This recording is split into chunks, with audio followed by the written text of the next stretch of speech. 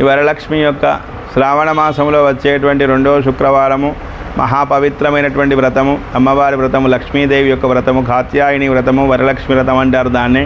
ఆ వరలక్ష్మి యొక్క వ్రతాన్ని పెళ్లి కాని పిల్లలు కూడా, కన్యలు కూడా నోమినట్లయితే వాళ్లకు మంచి చదువు, మంచి విద్య, ఉద్యోగము, వివాహం అన్ని రకాలుగా శుభం జరుగుతుంది. పెళ్లి కాని పిల్లలు కూడా ఈ వ్రతంలో పాల్గొనవచ్చు.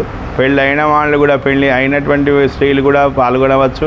పెళ్లి కాని అమ్మాయిలు కూడా ఈ వ్రతం చేసినట్లయితే వాళ్ళకు కూడా అనుకున్నటువంటి కోరికలు, ఆమె అమ్మవారే వరాలు ఇచ్చే తల్లి కాబట్టి వరలక్ష్మీదేవి వివాహం కాని వాళ్ళు చేసుకున్నట్లయితే కూడా వాళ్లకు తొందరగా వివాహమై వాళ్ళ జాతకంలో ఉండబడేటువంటి కాలసర్ప దోషాలు, కుజ దోషాలు, నవగ్రహ దోషాలు ఏమన్నా ఉన్నా అన్ని తొలగిపోయి వాళ్ళకు మంచి అమ్మవారు లక్ష్మీ స్వరూపం, లక్ష్మీ సరస్వతి కాళిక ముగ్గురు ఒకటే, నవదుర్గాం మహాకాళీం బ్రహ్మ విష్ణు శివాత్మికాం త్రికాల జ్ఞాన సంపన్నాం నమామి భువనేశ్వరీం అని అమ్మవారు జగన్మాత 3 స్వరూపాలు కలిగింది. ఆమె ధనానికి అధిపతి లక్ష్మీదేవి, విద్యకు అధిపతి సరస్వతీదేవి, ధైర్యానికి అధిపతి కాళిక అమ్మవారు కాబట్టి, పార్వతీదేవి కాబట్టి ఈ వరలక్ష్మి యొక్క వ్రతాన్ని నోమినట్లయితే పెళ్లి కాని పిల్లలు, అమ్మాయిలు, కన్యలు, వివాహం కాని అటువంటి అమ్మాయిలు ఈ వ్రతాన్ని చేసుకున్నట్లయితే వారికి ఉండబడే జాతకంలో ఉండబడే దోషాలని తొలగిపోయి వాళ్లకు మంచిగా తొందరగా వివాహం అవుతుంది.